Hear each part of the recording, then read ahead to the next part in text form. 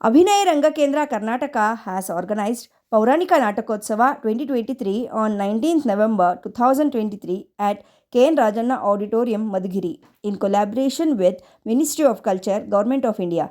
In this program, three mythological plays were performed. First, Urubhanga, followed by Madhyama Vyayoga and Shiva Bhakti Shakuni. Please do watch the video clips of the program and encourage us.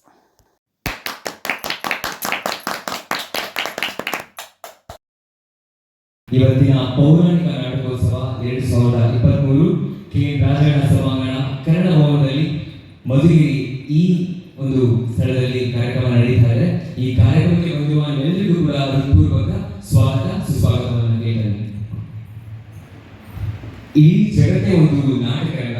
ನಾವೆಲ್ಲರೂ ಕೂಡ ಒಂದು ಪಾತ್ರಗಳನ್ನು ಮಾಡ್ತಾ ಇದ್ವಿ, ಅದನ್ನ ಸರಿಯಾಗಿ ಸಮಯಕ್ಕೆ ಅನುಗುಣವಾಗಿ ನಿಭಾಯಿಸ್ತಾ ಇದ್ವಿ. ಪಾತ್ರ ಮಾಡುವ ಮೊದಲು ಪಾತ್ರವನ್ನ ಅರಿತು ಮಾಡಿ ಅಂತ ಶೇಕ್ಸ್ಪಿಯರ್ ವಾಣಿಯನ್ನ ಹೇಳ್ತಾ ಇವತ್ತಿನ ಕಾರ್ಯಕ್ರಮವನ್ನ ಶುರು ಮಾಡ್ತಾ ಇದ್ವಿ. ಅಭಿನಯ ರಂಗಕೇಂದ್ರ ಕರ್ನಾಟಕ ರಿಜಿಸ್ಟರ್ ಇವರ ಸಹಯೋಗದಲ್ಲಿ ಪೌರಾಣಿಕ ನಾಟಕೋತ್ಸವ 2023 ಇಂದು ಕನ್ನಡ ಭವನ ಮಧುಗಿರಿಯಲ್ಲಿ ಕಾರ್ಯಕ್ರಮವನ್ನ ನಡೀತಾ ಇದೆ.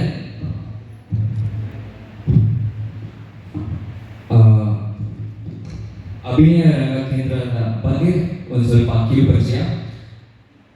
ಅಭಿನಯ ರಂಗಕೇಂದ್ರ ಕರ್ನಾಟಕ ಈ ಸಂಸ್ಥೆ 15 ವರ್ಷಗಳಿಂದ ಸತತವಾಗಿ ರಂಗಭೂಮಿ ಕ್ಷೇತ್ರದಲ್ಲಿ ಸೇವೆಯನ್ನು ಸಲ್ಲಿಸ್ತಾ ಇದ್ದು ಕರ್ನಾಟಕದಾದ್ಯಂತ ಹಲವಾರು ಜಿಲ್ಲೆಗಳಲ್ಲಿ ಪ್ರದರ್ಶನ ಕೊಟ್ಟಿದ್ದು ಡೆಲ್ಲಿ, ಹೈದರಾಬಾದ್, ಮುಂಬೈ ಹಾಗೂ ಇತ್ತೀಚೆಗಷ್ಟೇ ಮೈಸೂರು ವಿಶ್ವವಿಖ್ಯಾತ ದಸರಾದಲ್ಲಿ ನೃತ್ಯ ರೂಪಕ ನಾಲ್ಗಡಿ ರೂಪ ಎಂಬ ನೃತ್ಯ ರೂಪಕವನ್ನು ಮಾಡಿದ್ದು ಅನೇಕ ಜನ ಮೆಚ್ಚುಗೆಯನ್ನು ಪಡೆದಿದೆ.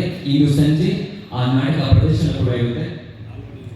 ಹಾಗೂ ಪ್ರತಿ ವರ್ಷ ರಂಗ ತಾಲೀಮು ಶಿಬಿರ, ಬೇಸಿಗೆ ಶಿಬಿರ, ಪೌರಾಣಿಕ ಜಾನಪದ ನಾಟಕೋತ್ಸವ, ರಂಗೋತ್ಸವ, ಸಾಮಾಜಿಕ ಕಲೆಗಳಲ್ಲಿ ಉಂಟು ಮಾಡುವ ಬೀದಿ ನಾಟಕೋತ್ಸವ, ರಂಗಗೀತೆ ಸ್ಪರ್ಧೆ, ವಚನ ಸಾಹಿತ್ಯ ಸಮ್ಮೇಳನದಲ್ಲಿ ನಮ್ಮ ತಂಡ ನಾಟಕ ಪ್ರದರ್ಶನ ಮಾಡಿದೆ. ಹಾಗೂ ಕಲ್ಯಾಣ ನಾಟಕೋತ್ಸವದಲ್ಲಿ ಕೂಡ ಪ್ರದರ್ಶನ ಮಾಡಿದೆ. ನೃತ್ಯ ರೂಪಕಗಳು, ಕಾಲೇಜುಗಳಿಗೆ ಅಂತರ್ ಕಾಲೇಜ್ ನಾಟಕ ಸ್ಪರ್ಧೆ, ಸಂವಾದ, ರಂಗಕಾರ್ಯ ಹೀಗೆ ಹಲವಾರು ಕಾರ್ಯಕ್ರಮಗಳನ್ನು ಅಭಿನಯ ರಂಗಕೇಂದ್ರ ನಡೆಸಿಕೊಳ್ತಾ ಬಂದಿದೆ. ಹಾಗೂ ಪ್ರತಿ ವರ್ಷ ಸಾಧನೆ ಮಾಡಿರುವ ಹಿರಿಯ ರಂಗಕಲಾವಿದರಿಗೆ ರಂಗಮಿತ್ರ ಪ್ರಶಸ್ತಿ ನೀಡಿ ಗೌರವಿಸುತ್ತಿದ್ದ 300ಕ್ಕೂ ಹೆಚ್ಚು ಕಲಾವಿದರಿಗೆ ಸನ್ಮಾನ ಮಾಡಿ ಗೌರವಿಸಲಾಗಿದೆ. ಹಾಗೂ ಅನೇಕ ಕಲಾವಿದರನ್ನ ನಟನೆಯ ತರಬೇತಿಯನ್ನು ಕೊಟ್ಟು ಇಂದು ರಂಗಭೂಮಿ ಕ್ಷೇತ್ರದಲ್ಲಿ ಹಾಗೂ ಸಿನಿಮಾ ಕ್ಷೇತ್ರದಲ್ಲಿ ಅನೇಕ ಜನ ತೊಡಗಿಸಿಕೊಂಡಿದ್ದಾರೆ. ಈ ಹೆಮ್ಮೆ ಅಭಿನಯ ರಂಗಕೇಂದ್ರ ಸಂಸ್ಥೆಗೆ. ಜೋರಾದ ಚಪ್ಪಾಳೆ ಈ ಸಂಸ್ಥೆಗೆ. ಇವತ್ತಿನ ಕಾರ್ಯಕ್ರಮವನ್ನು ಶುರು ಮಾಡುವ ಮೊದಲು ಪ್ರಾರ್ಥನೆ ಗೀತೆಯೊಂದಿಗೆ ಕಾರ್ಯಕ್ರಮವನ್ನು ಶುರು ಮಾಡೋಣ. ದಯವಿಟ್ಟು ವೇದಿಕೆ ಮೇಲೆ ಕರೀತಾರೆ ವಿಭಾಶ್ರೀ.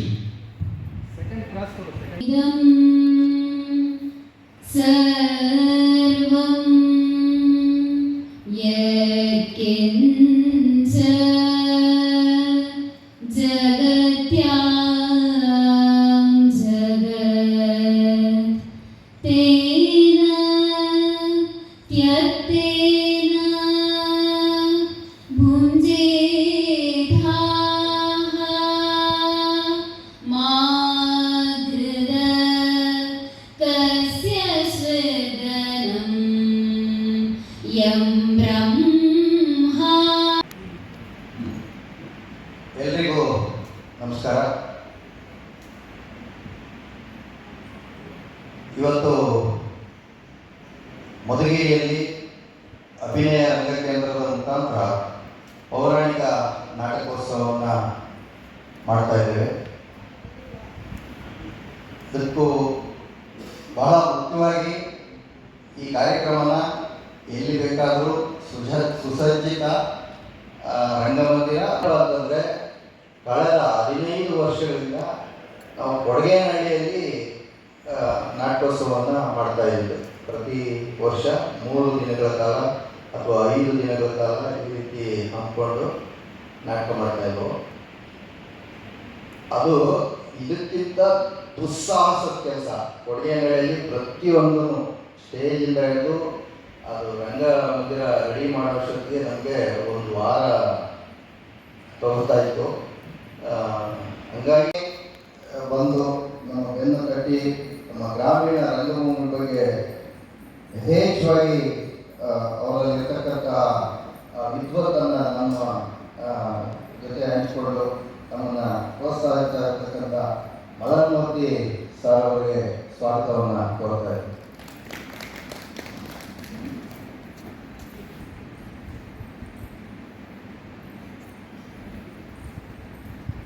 ಆತ್ಮೀಯರು ಬಹಳ ಅಣ್ಣ ತಮ್ಮಂದಿರ ರೀತಿಯಲ್ಲಿ ನಮ್ಮನ್ನ ಯಾವಾಗಲೂ ಆಶೀರ್ವಾದ ಮಾಡ್ತಕ್ಕಂಥ ಜಗಣ್ಣ ಅವರು, ಶಂಕರ್ ನಾರಾಯಣ ಅವರು, ಗೌರವ ಕಾರ್ಯದರ್ಶಿಗಳು ದಾಸಪ್ಪ ಮಧ್ಯೆ ನಿಮ್ಗೆ ಏನು ಬೇಕು ಸಪೋರ್ಟ್ ಪರಂಪರೆ ಮಾಡು ಅವರಿಗೆ ಸ್ವಾಗತವನ್ನು ಕೋರ್ತಾ ಇದ್ದೀನಿ.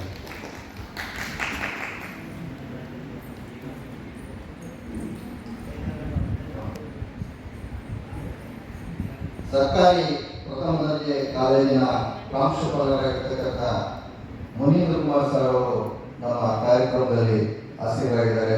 ಅವರಿಗೆ ಹೃದಯ ತುಂಬಿ ಸ್ವಾಗತವನ್ನು ಕೋರ್ತಾ ಇದ್ದೀನಿ. ಸರ್ ಈಗ ನೋಡಿ,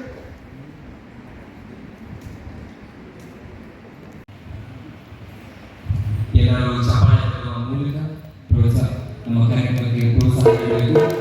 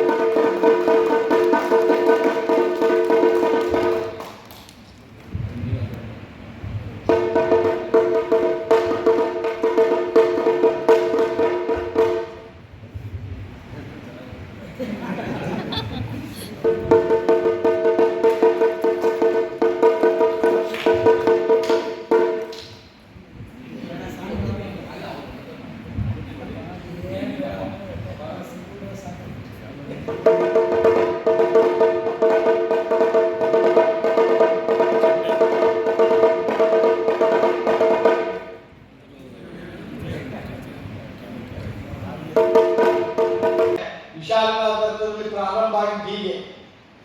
ರಂಗಭೂಮಿ ಅನಕ್ಷರಸ್ಥರ ವಿಶ್ವವಿದ್ಯಾಲಯ. ಯಾಕೆಂದ್ರೆ ನಾಟಕ ಎಲ್ಲ ಕಡೆ ಆಡ್ತಾರೆ, ಅವಾಗ ಬಂದಾಗ ಅವ್ರು ಓದ್ಕೊಂಡಿರೋರು ಅರ್ಥವಾಗ್ತದೆ. ಆದರೆ ಹಳ್ಳಿಗಾಡಿನಲ್ಲಿ ನಾಟಕ ಪ್ರಾರಂಭ ಆಗಿದ್ದು, ಅದರಿಂದ ಅದು ನಾನು ಅಂದ್ಕೊಂಡವರು ಅಲ್ಲಿಯವರು ಚೆನ್ನಾಗಿ ಅರ್ಥ ಮಾಡ್ಕೊಂಡಿದ್ದಾರೆ ಅಂತ. ಅದರಿಂದಲೇ ನಾನು ಅದನ್ನ ಅನಕ್ಷರಸ್ಥರ ರಂಗಭೂಮಿ ವಿಶ್ವವಿದ್ಯಾಲಯ ಅಂತ ಕರಿತೀನಿ.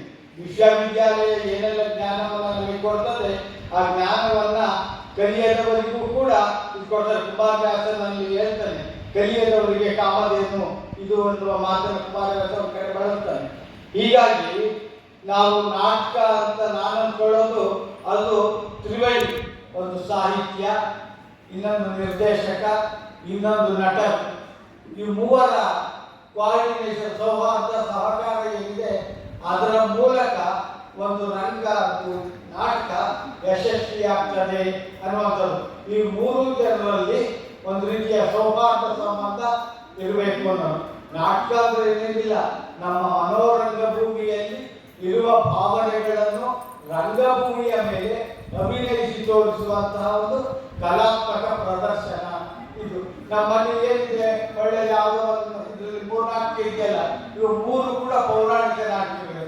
ಇವತ್ತೇನಾಗಿದೆ ಅಂದ್ರೆ, ನಾವು ಆಧುನಿಕ ವಿದ್ಯುನ್ಮಾನ ಮಾಧ್ಯಮಗಳೇನಿದೆ, ಎಲೆಕ್ಟ್ರಾನಿಕ್ ಮೀಡಿಯಾ, ಅವುಗಳಲ್ಲಿ ಹೆಚ್ಚು ಮನಸೋತರಿಂದ ಮಕ್ಕಳಿಂದ ಹಿಡಿದು ಮುದುಕರವರೆಗೇನೆ ಯಾರು ಮೊಬೈಲ್ ನೋಡೋದು, ಟಿವಿ ನೋಡೋದು, ಅದರಲ್ಲೇ ಇದರಿಂದ ಅಲ್ಲಿ ಕಣ್ಣು ಮಾತ್ರ ಕೆಲಸ ಮಾಡ್ತಿರ್ತಾರೆ.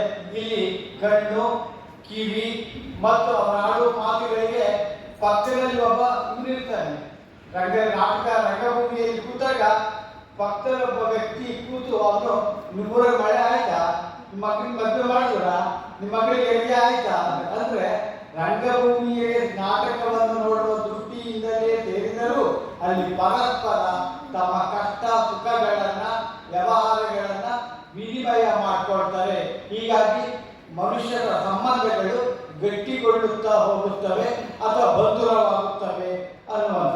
ಹೀಗಾಗಿ ನಾಟಕನ ನಾವು ನೋಡೋದೇ ಇಲ್ಲ. ಅದು ನಾವು ಚಿಕ್ಕವರಿದ್ದಾಗ ಶಿವರಾತ್ರಿ ಹಬ್ಬದ ದಿವಸ ಜಾಗರಣೆ ಅಂತ ಮಾಡೋರು. ಅವತ್ತು ರಾತ್ರಿಯಿಂದ ಶುರುವಾದ್ರು ಬೆಳಗಿಗೆ ಅವತ್ತು ನಾಟಕ ಮಾಡೋರು. ಆದರೂ ಜನ ಏನು ಬೇಸರ ಆಗ್ತಿಲ್ಲ. ಅಂದರೆ ಅಷ್ಟು ಸಿದ್ಧತೆಯಿಂದ ಕೂತ್ಕೊಂಡಿರೋರು.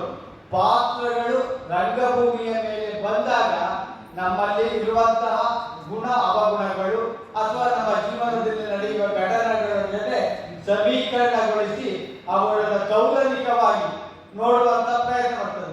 ಒಬ್ಬ ದುರ್ಯೋಧನ ಬಂದ ತಕ್ಷಣ ಒಬ್ಬರು ಹೇಳ್ತಾರೆ, ಇಂಥವ್ರು ಇದ್ಬಿಟ್ರೆ ಮನೆ ಆಗೋಯ್ತು, ವಂಶ ನಿರ್ವಂಶ ಆಗೋಗ್ತೈತೆ ಅಂತ ಮಾತಾಡ್ತಾರೆ. ಅಂದ್ರೆ ಅವರ ಅನುಭವ. ಹೀಗಾಗಿ ಭೀಮ ಬಂದ ತಕ್ಷಣ ನೋಡಪ್ಪ ಹಿಂಗಿರ್ಬೇಕಪ್ಪ ಇದ್ರೆ ಮಗ, ಅವನ ಮಗನ ಯಾರನ್ನೋ ಅಂದ್ರೆ ಬಲಿಷ್ಠರಾದ ಮಕ್ಕಳು, ಬುದ್ಧಿವಂತ ಮಕ್ಕಳು ಮತ್ತು ಸಮಾಜದ ಮುಖ್ಯಾಗಿ ಆಲೋಚನೆ ಮಾಡುವ ಧರ್ಮರಾಯನಂತವರು, ಹೀಗೆ ಬೇರೆ ಬೇರೆ ನಾಟಕ ಪರಂಪರೆಯನ್ನು ಕುರಿತು ಮಾತನಾಡುವಂಥ ಸಂದರ್ಭದಲ್ಲಿ ತಮ್ಮೆಲ್ಲರಿಗೂ ಕೂಡ ಈಗಾಗಲೇ ಗೊತ್ತಿದೆ ಇವತ್ತು ರಂಗಭೂಮಿ ಅನ್ನುವಂಥದ್ದು ಯಾವ ಸ್ಥಿತಿಯನ್ನು ತಲುಪಿದೆ ಅನ್ನೋದು. ಸರ್ ಹೇಳುವಂಥ ಸಂದರ್ಭದಲ್ಲಿ ಈಗಾಗಲೇ ನಮಗೆ ಸ್ಪಷ್ಟ ಆಗಿದೆ, ನಮ್ಮ ಪೂರ್ವಿಕರು ರಂಗಭೂಮಿಯಲ್ಲಿ ತೊಡಗಿಸ್ಕೊಂಡಿದ್ದೋ ಇವತ್ತು ರಂಗಭೂಮಿ ಪರಂಪರೆ ಅನ್ನುವಂಥದ್ದು ಯಾವ ಕಡೆ ಹೋಗ್ತಾರೆ. ಇವತ್ತು ಸಾಹಿತ್ಯಾಸಕ್ತರನ್ನ, ರಂಗಭೂಮಿ ಪ್ರೇಮಿಗಳನ್ನ ನಾವೆಲ್ಲರೂ ಕೂಡ ಒಟ್ಟಾಗಿ ಒಂದು ಕಡೆ ಸೇರಿಸುವಂಥದ್ದೇ ದೊಡ್ಡ ಸಾಹಸದ ಕೆಲಸ ಆಗಿರುತ್ತದೆ. ಬಹುಶಃ ಇದಕ್ಕೆ ಕಾರಣಗಳನ್ನು ನೋಡ್ತಾ ಹೋದಾಗ ಅದು ಬೇರೆ ಬೇರೆ ರೀತಿಯಲ್ಲಿ ಇರ್ಬೋದು. ಇವತ್ತು ಮಾಧ್ಯಮ ಅನ್ನುವಂಥದ್ದು, ಅದರಲ್ಲೂ ಕೂಡ ಟಿವಿ ಮಾಧ್ಯಮ ಅನ್ನುವಂಥದ್ದು ಬಂದಂಥ ಸಂದರ್ಭದಲ್ಲಿ ಸೊ ರಂಗಭೂಮಿ ಪರಂಪರೆ ಅನ್ನುವಂಥದ್ದು ಅಥವಾ ಚಲನಚಿತ್ರ ಮಾಧ್ಯಮ ಅನ್ನುವಂಥದ್ದು ಬಂದ ನಂತರದಲ್ಲಿ ಎಲ್ಲೋ ಒಂದು ಕಡೆ ಅದು ಮೂಲೆ ಗುಂಪು ಆಗ್ತಾ ಇರೋದನ್ನು ಕೂಡ ನಾವು ಗಮನಿಸ್ತಾ ಹೋಗ್ತಾ ಇದ್ದೀವಿ. ಸ್ನೇಹಿತರೆ, ನಮ್ಮೆಲ್ಲರಿಗೂ ಕೂಡ ಗೊತ್ತಿರುವಂಥದ್ದು, ಹಿಂದೆ ಸೊ ಹಳ್ಳಿಗಳಲ್ಲಿ ನಾಟಕಗಳನ್ನು ಆಡುವಂಥ ಸಂದರ್ಭದಲ್ಲಿ ದಿನನಿತ್ಯವೂ ಕೂಡ ಶ್ರಮದ ಕೆಲಸವನ್ನು ಮಾಡಿ ಆ ಶ್ರಮದ ಏಕತಾನತೆಯನ್ನು ಹೋಗಲಾಡಿಸೋದಕ್ಕೋಸ್ಕರವಾಗಿ ಸೊ ಇಂಥ ನಾಟಕಗಳನ್ನು ಕಟ್ಕೊಳ್ಳುವಂತ ಅಥವಾ ಭಜನೆ ಹಾಡುಗಳನ್ನು ಆಡುವಂತ ಇನ್ನೊಂದು ಸಾಂಸ್ಕೃತಿಕ ಚಟುವಟಿಕೆಗಳಲ್ಲಿ ತೊಡಗಿಸುವಂತ ಪ್ರಯತ್ನಗಳನ್ನು ಮಾಡ್ತಾ ಇದ್ರು.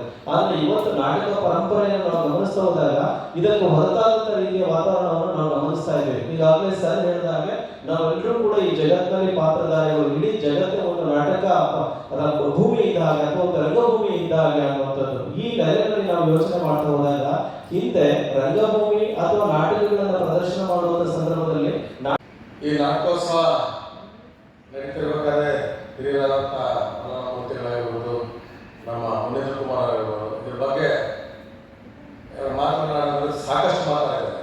ನನ್ನ ಮಾತುಗಳಲ್ಲಿ ಅಂತ ಕೇಳಲಿಲ್ಲ.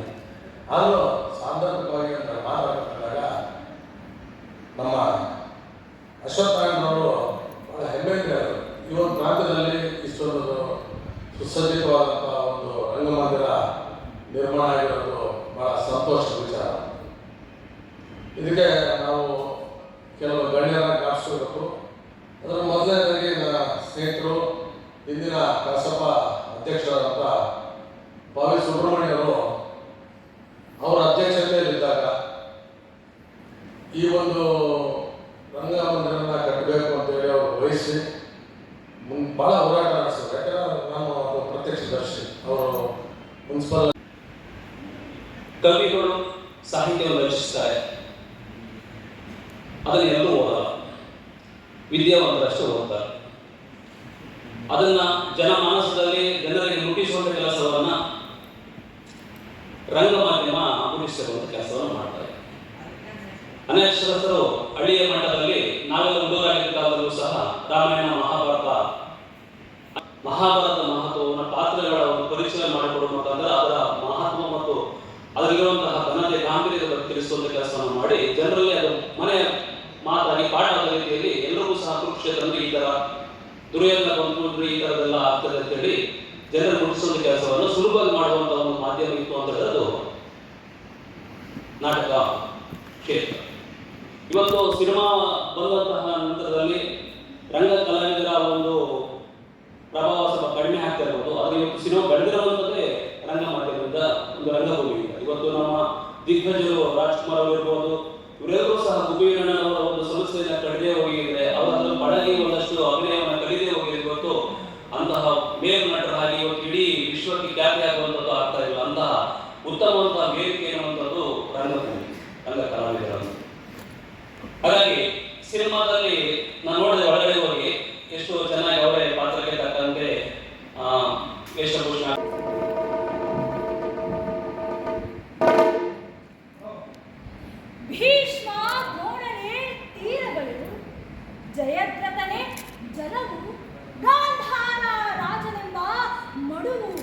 ಕೃಪಾ ಕರ್ಣ ಅಶ್ವತ್ಥಾಮರೆಂಬ ಮೀನು ಮೊಸಳೆ ತಿಮಿಂಗಿಲಗಳು ಬಿಲ್ಲುಗಳೇ ಮರಳದಂಡೆ ದುರ್ಯೋಧನನೆಂಬ ಪ್ರವಾಹ ಇಂತಹ ಶತ್ರು ನದಿ ಅಡ್ಡಲಾದಾಗ ಅರ್ಜುನನನ್ನು ದಾಟಿಸಿದ ಹರಿಗೋಲು ಕೇಶವನೆಂಬ ಸಿರಿಹರಿಗೋಲು ಶತ್ರು ಭಯದಿಂದ ರಕ್ಷಿಸಲಿ ರಕ್ಷಿಸಲಿ ರಕ್ಷಿಸಲಿ.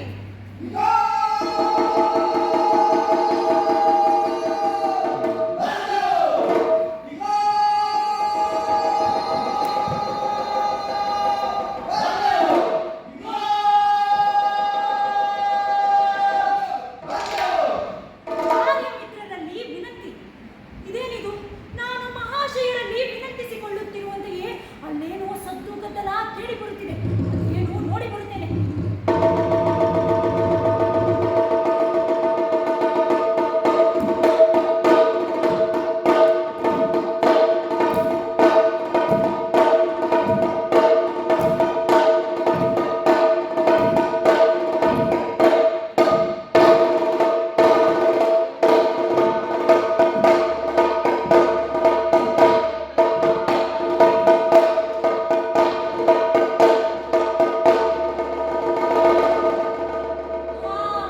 ತಿಳಿಯಿತು ತಿಳಿಯಿತು. ಬಾಬಾ, ಇವರು ಎಲ್ಲಿಗೆ ಹೋಗುತ್ತಿರಬಹುದು? ಸ್ವರ್ಗಕ್ಕಾಗಿ? ಆತ್ಮರವಾದ ಸಮರಯಾಗದಲ್ಲಿ ತಮ್ಮ ತನುವನ್ನೇ ಉಮ್ಮ ಮಾಡಿ ಉತ್ಸುಕರಾಗಿ ವಿವಿಧ ಶಸ್ತ್ರಾಸ್ತ್ರಗಳಿಂದ ಅಂಗಾಂಗಗಳನ್ನು ಚೂರು ಚೂರು ಮಾಡಿದ ಮತ್ತಾನೆಯಂತೆ ಸಿಡಿಗೋಲಿನಂತೆ ಅಲಿಯುತ್ತಿದ್ದಾರೆ ಈ ಭಟರು. ತಮ್ಮ, ನಿನಗಿದು ತಿಳಿಯದೆ 100 ಜನ ಮಕ್ಕಳಾಡಿದು ದುರ್ಯೋಧನನೊಬ್ಬನೇ ಧೃತರಾಷ್ಟ್ರನ ಪಕ್ಷದಲ್ಲಿ ಉಳಿದಿರುವುದು. ಯುಧಿಷ್ಠಿರನ ಪಕ್ಷದಲ್ಲಿ ಪಾಂಡವ ಜನಾರ್ದನರು ಮಾತ್ರ ಅವಶೇಷ. ರಾಜರ ಹೆಣಗಳಿಂದ ಕಿಕ್ಕಿರಿದ ಈ ಕುರುಕ್ಷೇತ್ರವು ಯುದ್ಧ ಭೂಮಿಯಲ್ಲಿ ಸತ್ತ ಆನೆ, ಕುದುರೆ, ನೃಪತಿ ಯೋಧರ ಮಿಶ್ರಣದಿಂದ ಬರೆದ ಬಣ್ಣದ ಚಿತ್ರಪಟದಂತೆ ಕಾಣುತ್ತಿದೆ. ಭೀಮ ದುರ್ಯೋಧನರ ನಡುವೆ ಯುದ್ಧ ತೊಡಗಿರಲು ಈ ಭಟರು ನರೇಂದ್ರನನ್ನು ನೆನಸಮ ಮಾಡಲು ರಣರಂಗದೆಡೆಗೆ ನಡೆಯುತ್ತಿದ್ದಾರೆ. ನಡೆ ನೋಡೋಣ.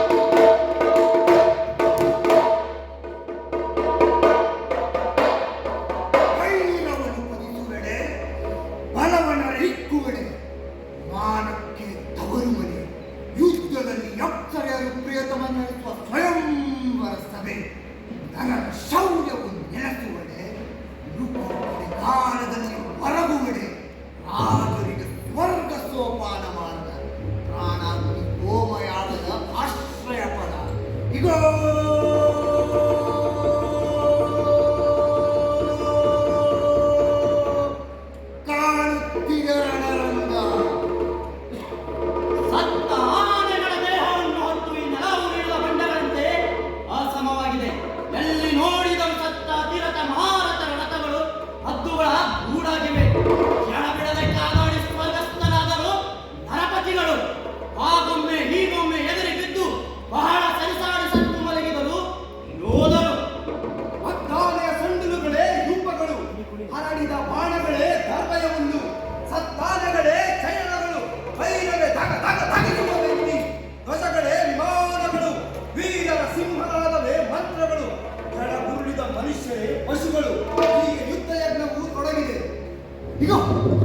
ಈಗ ಇಲ್ಲಿ ನೋಡಿ, ಪರಸ್ಪರರ ಬಾಣಗಳಿಂದ ಸತ್ತು ರಣಭೂಮಿಯಲ್ಲಿ ಉಳಿದ ರಾಜರ ದೇಹಗಳನ್ನು ತರಿಂದ ತೊಯ್ದು ಕೊಕ್ಕುಗಳಿಂದ ಕುಕ್ಕಿ ಕುಕ್ಕಿ ಮೈಬಡಗಳನ್ನು ಕಡಿಗಿಸುತ್ತಿವೆ ಹದ್ದುಗಳು.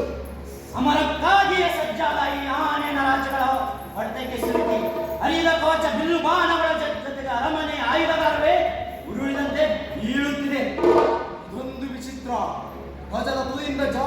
ಹೂಮಾಲೆಯನ್ನು ಹಾಕಿಕೊಂಡು ನಾಟಿದ ಬಾಣದಿಂದ ಮಡಿದ ವೀರರನ್ನು ವರ್ಷಗೊಂಡ ಈ ನರಿಗಳು ವಾಹನದಿಂದ ಮನೆ ಅಳಿಯನನ್ನು ಬಂದು ಸ್ತ್ರೀಯನ್ನು ಕೆಳಗಿಳಿಸುವಂತೆ ಇಳಿಸುತ್ತಿವೆ. ಅಬ್ಬಬ್ಬ! ಸತ್ತ ಆನೆ, ಕುದುರೆ, ಮನುಷ್ಯರ ರಕ್ತಗಳಿಂದ ಕೆಸರಾಗಿದೆ ಯುದ್ಧ ಭೂಮಿ. ಎಲ್ಲಿ ನೋಡಿದರೂ ಶಸ್ತ್ರಗಳ ರಾಶಿ. ಎಂತಹ ಭಯಂಕರ ಯುದ್ಧ! ಎಲ್ಲೆಲ್ಲೂ ರಕ್ತದ ಹೊಳೆ ಹರಿಯುತ್ತಿದೆ. ಸತ್ತು ಬಿದ್ದ ಆನೆಗಳು ಸೇತುವೆಗಳಾಗಿವೆ. ಯುದ್ಧ ಭೂಮಿಯಲ್ಲಿ ನಡೆಯಲು ರಾಜರಿಲ್ಲದ ರಥಗಳನ್ನು ತಿಳಿಯುತ್ತಿವೆ. ಕುದುರೆಗಳು ತಲೆಗಳು ಯುದ್ಧದ ಅಭ್ಯಾಸ ಬಲದಿಂದ ಮುಂದೋಡುತ್ತಿವೆ. ಬರೀ ಮುಂಡಗಳು ಮಾವುತರಿಲ್ಲದ ಆನೆಗಳು ಹುಚ್ಚು ಹೊಡೆಯುತ್ತಿವೆ ಎಲ್ಲೆಲ್ಲೂ. ಇದೋ ಇಲ್ಲಿ ಹದ್ದುಗಳು, ಬಿರಿದ ಹಣ್ಣುಗಳು, ದೈತಂದ್ರನೇ ಆನೆ ಅಂಕುಶದಂತೆ ತೀಕ್ಷ್ಣವಾದ ಕಪ್ಪು, ಆಕಾಶದಲ್ಲಿ ಜೋತು ಬಿದ್ದು ಹರಡಿಕೊಂಡಿರುವ ರೆಕ್ಕೆಗಳು. ಇಂತಹ ಹದ್ದುಗಳು ಮಾಂಸದ ತುಂಡನ್ನು ಕಚ್ಚಿ ಹಾರಿದರೆ ಅವಳದ ಹುಳಿಯ ಈಡನೆಗೆ ಅಂತಿವೆ. ಸತ್ತು ನೆಲಕ್ಕುರುಳಿದ ಆನೆ, ಕುದುರೆ, ಮನುಷ್ಯರ ದೇಹಗಳೆಲ್ಲವೂ ಬಿಸಿಲಿನ ಜಳಕ್ಕೆ ಒಳೆಯುತ್ತಿವೆ. ನಾರಾಜ ಕುಂದ ತೋಮರ ಕಟ್ಟುಗಳಿಂದ ತುಂಬಿದ ಈ ನೆಲ ಮೇಲಿಂದ ಬಿದ್ದ ಧಾರಾಮಂಡಲವನ್ನೇ ಹೊತ್ತಂತೆ ಕಾಣುತ್ತಿದೆ. ಈ ಅವಸ್ಥೆಯಲ್ಲಿಯೂ ಕ್ಷತ್ರಿಯರು ಕಳೆಗುಂದನೆ ಕಂಬಳಿಸುತ್ತಲೇ ಇದ್ದಾರೆ.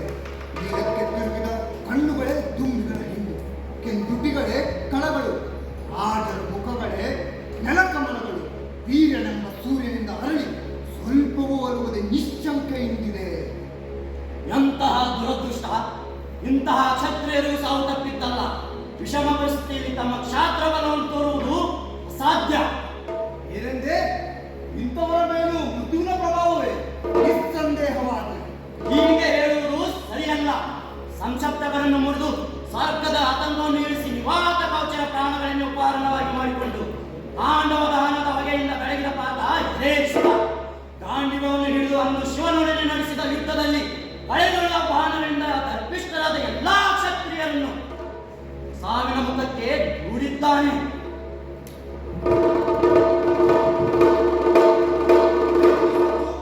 ಗುಡಿಗೆ ಸಿಡಿಲೆ ವಜ್ರಘಾತದಿಂದ ಪರ್ವತಗಳು ಗುಡಿಯಾದರೆ ಭೂಕಂಪದಿಂದ ಸೀಳಿ ಬಾಯಿಡುತ್ತಿದೆ. ಬಿರುಗಾಳಿಯ ಮೋಡಕ್ಕೆ ಸಿಕ್ಕಿ ಸಾಗರ ಉಕ್ಕಿ ಮೇಲೆದ್ದ ಮನೆಗಳಿಂದ ಮಂದರ ಪರ್ವತವನ್ನೂ ಮುಳುಗಿಸುತ್ತಿದೆ. ಇದಾವಸ್ತು ನೋಡೋಣ ಬನ್ನಿ.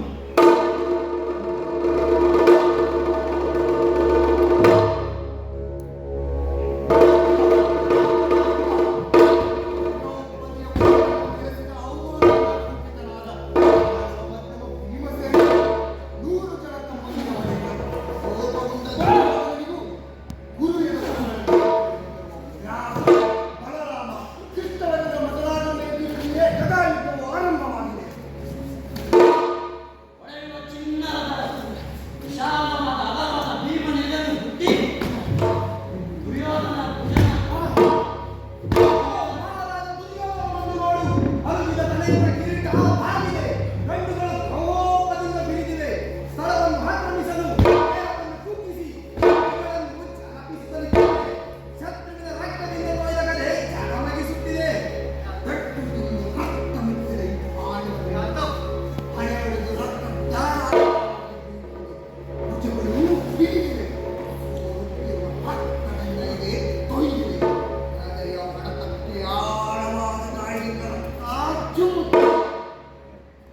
ಭಯಂಕರವಾದ ಕಡೆಯನ್ನು ಎಸೆಯುತ್ತಾನೆ. ಆಗಿ ಒಬ್ಬಿಡುತ್ತಾನೆ. ಬೇರೆ ಮೃಗವನ್ನು ಚಲಿಸುತ್ತಾ ಎದುರಾಳಿಯ ಗುರಿಯನ್ನು ಮುರಿಯುತ್ತಾನೆ. ಜೊತೆಗೆ ಬಡಿಯುತ್ತಾನೆ. ಅರೆ, ಮಹಾರಾಜ ದುರ್ಯೋಧನನಿಗೆ ಪರಿಶ್ರಮವಿದೆ. ಆದರೆ ಭೀಮ ಅತಿ ಬಲಶಾಲಿ. ಇಗೋ ಈ ರೂಪವನ್ನು ನೋಡಿ. ಯುದ್ಧದಲ್ಲಿ ನಿಪುಣ, ಆದರೆ ತಲೆಗೆ ಪೆಟ್ಟು ಬಿದ್ದು ರಕ್ತಸ್ರಾವವಾದರಿಂದ ಹೇಮಾಕೂಟದಂತೆ ನೆಲಕ್ಕುರುಳಿದ್ದಾರೆ. ವ್ಯಾಸಮಹರ್ಷಿಗಳಿಗೆ ಆಶ್ಚರ್ಯ. ಕಣ್ಣದ ಮೇಲೆ ಬೆರಳಿಟ್ಟು ಆಕಾಶವನ್ನು ನೋಡುತ್ತಿದ್ದಾರೆ. ಮಿಥುನರ ಕಣ್ಗಳಲ್ಲಿ ನೀರು. ಅಗೋ, ಅರ್ಜುನ ಗಾಂಡಿವಕ್ಕೆ ಕೈ ಹೆಚ್ಚಿದ್ದಾನೆ. ಶ್ರೀಕೃಷ್ಣನು ಆಕಾಶವನ್ನೇ ನೋಡುತ್ತಾ ನಿಂತಿದ್ದಾನೆ. ಬಲರಾಮ ಶಿಷ್ಯನ ಮೇಲಿನ ಪ್ರೀತಿಯಿಂದ ಗದೆಯನ್ನು ತಿರುಗಿಸುತ್ತಿದ್ದಾನೆ. ಇಗೋ ಮಹಾರಾಜ ದುರ್ಯೋಧನ ಸಾಹಸ, ವೀರಾಗ್ರಣಿ, ಅಭಿಮಾನಿ, ವಿನಯವಂತ, ರತ್ನಖಚಿತ ಕಿರೀಟವನ್ನು ಧರಿಸಿದ್ದಾನೆ. ನಗುತ್ತಾ ಭಯಪಡಬೇಡ ಭೀಮ.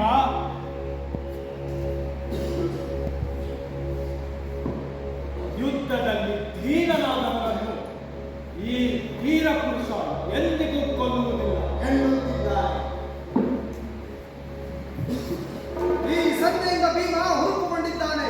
ಉಪ್ಪನ್ನು ಹುರಿ ಮಾಡಿ ಹಳೆಯ ಬೆವರನ್ನಿಸಿಕೊಂಡು ಕೈಯಲ್ಲಿ ಚಿತ್ರಾಂಗದ ಗದೆಯನ್ನು ಮತ್ತೆ ಹಿಡಿದಿದ್ದಾನೆ. ಮಗನ ದುಸ್ಥಿತಿಯನ್ನು ನೋಡಿ ಮರುಗಿ ತನ್ನೆಲ್ಲಾ ಬಲವನ್ನು ವಾಯಿನ ಆತನಿಗೆ ಕೊಟ್ಟಂತಿದೆ. ಮತ್ತೆ ಬದಲಾಯಿತು ಈ ಗದಾಯುದ್ಧ.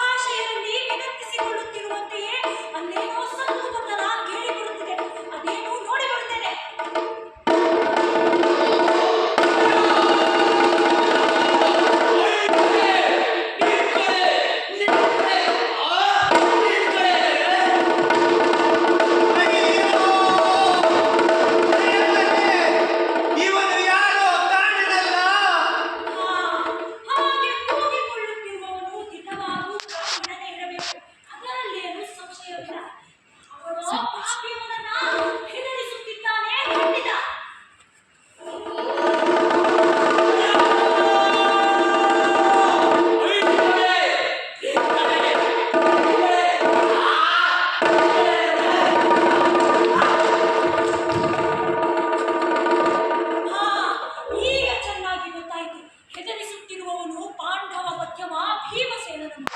ದಿವ್ಯನು ಕಾಡು ಹೆಂಗಸಿನಲ್ಲಿ ಹುಟ್ಟಿರೋನು. ವೈರ ಅನ್ನೋದೇನು ಅನ್ನೋದೇ ಗೊತ್ತಿಲ್ಲದ ಬ್ರಾಹ್ಮಣರನ್ನ ಹೆದರಿಸುತ್ತಿದ್ದಾನೆ. ಬೆಂಕಿಯಂತಹ ರಾಕ್ಷಸ ಬಿಸಿಕೊಂಡು ಬರುತ್ತಿದ್ದಾನೆ. ಒಳಲಿರುವ ಹೆಂಡತಿ ಮಕ್ಕಳು ಬೇರೆ. ಅವರನ್ನು ಅಟ್ಟಿಸಿಕೊಂಡು ಬರುತ್ತಿರುವ ಆ ಬ್ರಾಹ್ಮಣನು ಹುಲಿ ಅಟ್ಟಿಸಿಕೊಂಡು ಬರುವಾಗ ಹಸು ಕರುಗಳ ಜೊತೆ ಓಡಲೆತ್ತಿಸುವ ಮುದಿಯಂತೆ ಅವಸರದಲ್ಲಿ ಬರುತ್ತಿದ್ದಾನೆ. ಪಾಪ ಅವನಿಗೇನು ಮಾಡಬಹುದು?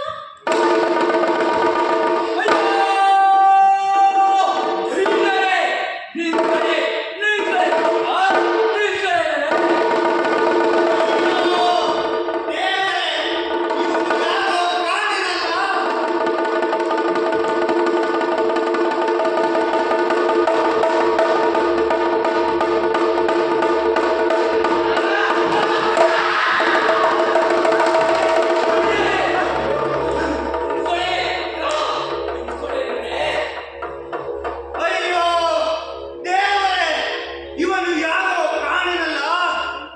ಮುಖದ ಸುತ್ತಲೂ ಹರಡಿರುವ ಕೆಂಗಣ್ಣಿನ ರಾಶಿ ಮುಖದ ಸುತ್ತಲೂ ಹರಡಿದೆ. ಉಬ್ಬನ್ನ ಗಂಟಿಕ್ಕಿಕೊಂಡಿದ್ದಾನೆ. ಕೆಂಡದಂತೆ ಜ್ವಲಿಸುವ ಕಣ್ಣುಗಳು, ಕಾಡು ಹೂವಿನ ಮಾಲೆ, ಪ್ರಳಯ ಕಾಲದ ರೂಪ. ಆದರೂ ಇವನು ಯಾರೋ ಕಾಣನಲ್ಲ. ಅಪ್ಪ, ಇವನ್ ಯಾರು ನಾನು ಕಾಣೆ. ಕರಗಿದ ಚಿನ್ನದ ಬಣ್ಣದ ತಲೆಗೂದಲು, ಒಂದೊಂದು ಕಣ್ಣು ಗ್ರಹದಷ್ಟು ಆಗಲ್ಲ, ಚಾಚಿರುವ ಸುವಿಸ್ತಾರ ವಕ್ಷಸ್ಥಳ, ಅರಿಶಿನ ಬಣ್ಣದ ಬಟ್ಟೆ ಮುಟ್ಟಿದ್ದಾನೆ. ಕತ್ತಿನಷ್ಟು ಕಪ್ಪು ಮೈ, ಚಂದ್ರನನ್ನು ಮುಸುಕಲು ಬರುವ ಕರಿಯ ಮೋಡದಾಗೆ ಬರುತ್ತಿದ್ದಾನೆ. ಅಪ್ಪ, ಅವನು ಯಾರಪ್ಪ? ಹರಿಯಾನೆಯ ದಂತದ ಕೋಣೆಯನ್ನು, ಬಿಗಿಲಿನಂತಿರುವ ಮೂಗು, ಆನೆಯ ಸೊಂಡಿಲಿಗೆ ಸಮವನಿಸುವ ತೋಳುಗಳು, ಮಳೆಯ ಮೋಡದ ಹಾಗೆ ಕರ್ರಗಿನ ಮೈ, ಆಹುತಿಯನ್ನುರಿಯುವ ಹೋಮಾಗ್ನಿಯಂತೆ ಬೆಳಗುತ್ತಿದ್ದಾನೆ. ಹಿಮಾಕಾರ ತ್ರಿಪುರ ಸಂಹಾರ ಸಮಯದಲ್ಲಿ ರೋಷಗೊಂಡ ರುದ್ರನ ಅವತಾರ. ಅಯ್ಯೋ!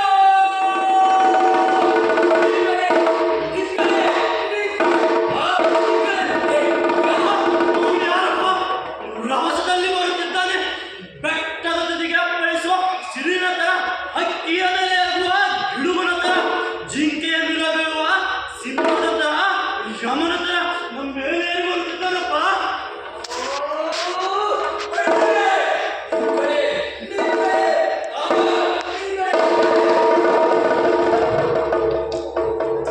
ಅವನು ಯಾರು? ನಮಗೆ ಏಕೆ ಹೀಗೆ ಹಿಂಸೆ ಕೊಡುತ್ತಿದ್ದಾನೆ?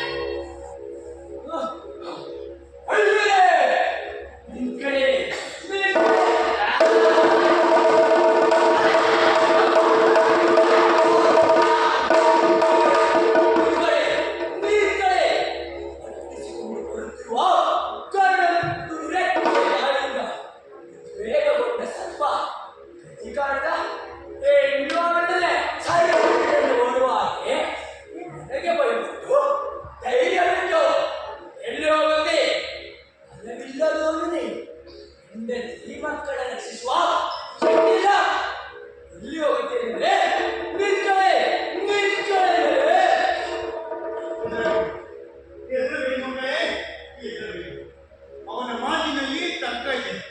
ಅವನು ಯೋಚಿಸಿ ಮಾತನಾಡುತ್ತಿದ್ದಾನೆ. ನಾನೆಂತ ಇಕ್ಕಟ್ಟಿನಲ್ಲಿ ಸಿಕ್ಕಿದ್ದೇನೆ ನನಗೆ ಗೊತ್ತಿಲ್ಲ. ಎಲ್ಲ ಕಾಲದಲ್ಲೂ ಎಲ್ಲೆಡೆಗಳಲ್ಲೂ ಬ್ರಾಹ್ಮಣರನ್ನು ಪೂಜೆಯನ್ನು ಬಲ್ಲೆ. ಆದರೆ ಇವತ್ತು ಆಜ್ಞೆ ಆಗಿದೆ. ಅವಳು ಹೇಳಿರುವುದು ನಾನು ಮುಂಜಾನೆ ಮಾಡಬೇಕಾಗಿದೆ. ಈ ಕಾಡಿನಲ್ಲಿ ರಾಕ್ಷಸರಿದ್ದಾರೆ, ಎಚ್ಚರಿಕೆಯಿಂದ ಹೋಗಬೇಕು ಅಂತ. ಆ ರಾಕ್ಷಸ ಭಯ ನಮಗೀಗ ಬಂದಿದೆ. ಹಾಗಿದ್ದರೆ ಸುಮ್ಮನೆ ನಿಂತುಬಿಟ್ಟರೆ ಆಗುತ್ತದೆ. ಅದೃಷ್ಟವಿಲ್ಲದವರು ಏನ್ ಮಾಡೋದಂತೆ? ಯಾರನ್ನಾದರೂ ಯಾಕೆ ಹೋಗಬಾರದು? ದಟ್ಟವಾದ ಕಾಡು ವಿಕೋನುತ್ತದೆ, ಮುತ್ತಿಕೊಂಡಿದೆ. ಮುಂದೆ ಎಜ್ಜಾಡಕ್ಕಾಗದಷ್ಟು ಇರೋ ಕರಿ ಮೃಗಗಳು, ಹಕ್ಕಿಗಳು, ಧೈರ್ಯವಿರುವ ಮಾತ್ರ ಇರ್ಬೋದಮ್ಮ. ಹೆದರಬೇಡಿ ಮಕ್ಕಳೇ, ಹೆದರಬೇಡಿ.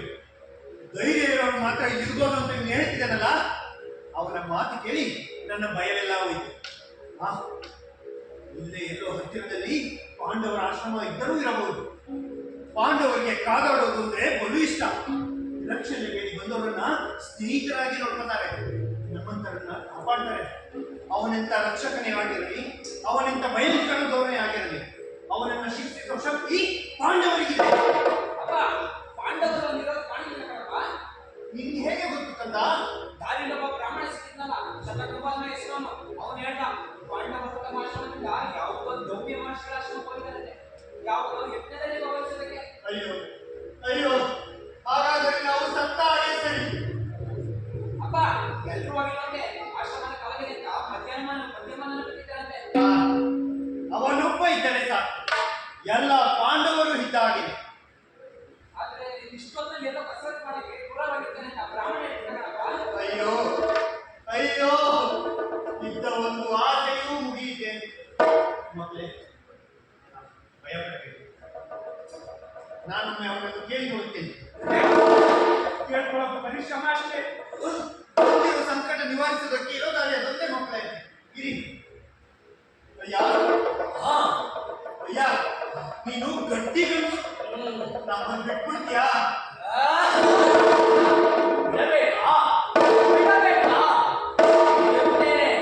ಆದರೆ ಒಂದು ಷರತ್ತಿಗೆ ಒಪ್ಪಿದರೆ. ಏನ್ ಷರತ್ತು? ಹೇಳುತ್ತೇನೆ ಕೇಳಿ. ಅಲ್ಲಿ ನನ್ನ ಅವ್ವ ಅವಳಲ್ಲಿ ನನಗೆ ತುಂಬಾ ಭಕ್ತಿ. ನನಗೆ ಹೇಳವಳೆ, ಕುಸೆ ಕುಸೆ, ಇವತ್ತು ಪಾರಣೆ, ನನ್ನ ಉಪವಾಸ ಮುಗಿಯಿತು. ಈ ಕಾಡಿನಲ್ಲಿ ಹುಡುಕಿ ಯಾವನಾದರೂ ಮನುಷ್ಯನನ್ನು ಹಿಡಿದುಕೊಂಡು ಬಾಳಿದ್ದಾಳೆ. ಆದ್ದರಿಂದ ನಿಮ್ಮನ್ನು ಹಿಡಿದುಕೊಂಡೆ. ನಿನ್ನ ಹೆಂಡ್ರು ಇಬ್ರು ಐಕ್ಳ ಜೊತೆ ನೀನು ಬಿಡುಗಡೆ ಪಡಬೇಕಾದ್ರೆ ಒಬ್ಬ ಕೂಸನ್ನ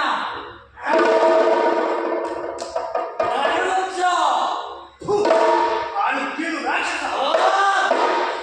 ನಾವು ಬ್ರಾಹ್ಮಣ ಅಲ್ಲವೇ? ಬ್ರಾಹ್ಮಣ ವೇದಗಳನ್ನು ಓದಿ ತಿಳಿದವನು. ಇಂಥ ಶೀಲವಂತ ಮಕ್ಕಳನ್ನ ನಿನ್ನಂತ ನರಭಕ್ಷಕನಿಗೆ ಒಪ್ಪಿಸಿ ಬದುಕಿರುವುದು ಹೇಗೆ ಅನ್ನುತ್ತಿ?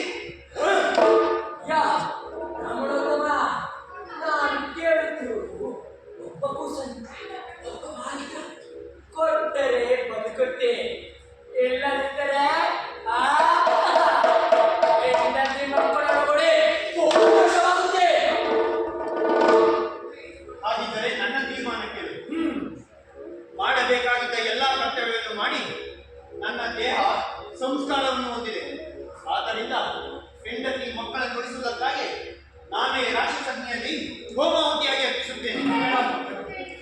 ಹಾಗೆ ಮಾಡಬೇಕು.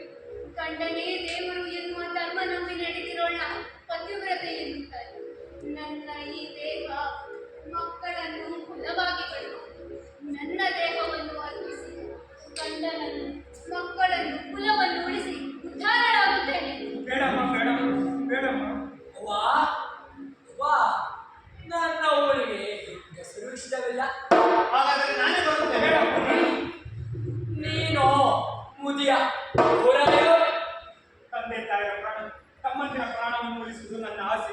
ಕುಲದ ರಕ್ಷಣೆಗಾಗಿ ನನ್ನನ್ನು ಇವರೊಳಗೆ ಕಳಿಸಿಕೊಡು. ನಾನು ಒಪ್ಪುವುದಿಲ್ಲ. ಜ್ಯೇಷ್ಠ ನೀನು, ಪಿತೃಗಳಿಗೆ ಪ್ರಿಯನಾದವನು, ಲೋಕಕ್ಕೆ ಕುಲಕ್ಕೆ ಜ್ಯೇಷ್ಠನೇ ಶ್ರೇಷ್ಠ. ಆದ್ದರಿಂದ ನಾನೇ ಹೋಗುತ್ತೇನೆ. ಹಿರಿಯರ ವಿಚಾರದಲ್ಲಿ ನನ್ನ ಕರ್ತವ್ಯವನ್ನು ಬಲ್ಲೆ, ಆದ್ದರಿಂದ ನಾನೇ ಹೋಗುತ್ತೇನೆ. ಚಿಕ್ಕಣ್ಣ, ನೀವು ಹೋಗೋದಕ್ಕೆ ನಾನು ಬಿಡೋದಿಲ್ಲ. ಹಿರಿಯಣ್ಣ ತಂದೆ ಸಮಾನ ಎಂದು ತತ್ವ ತಿಳಿದವರು ಹೇಳ್ತಾರೆ. ಹಿರಿಯರನ್ನು ಉಳಿಸಲು ನಾನೇ ತಪ್ಪವನು. ತಪ್ಪಯ್ಯ, ಹಾಗಲ್ಲ. ತಂದೆ ಕಾಪಾಡಿ ಬಂದಾಗ ಅದನ್ನು ನಿವಾರಿಸುವುದು ಹಿರಿಯ ಮಗನ ಕರ್ತವ್ಯ. ಅದಕ್ಕೆ ನಾನು ಹೋಗುತ್ತೇನೆ. ಬೇಡ, ನೀನು ಹಿರಿಯ ಮಗ, ನನಗೆ ಬೇಕಾದವನು. ನಿನ್ನನ್ನು ನಾನು ಕಳಿಸುವುದಿಲ್ಲ.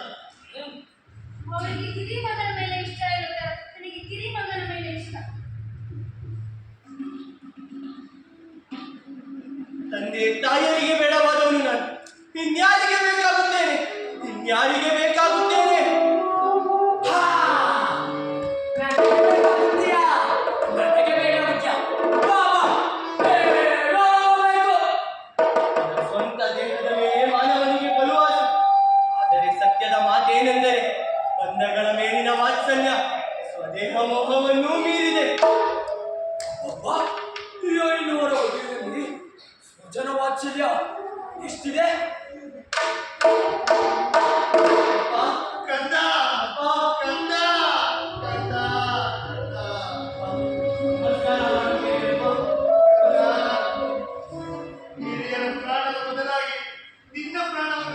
ಕೊಡುವ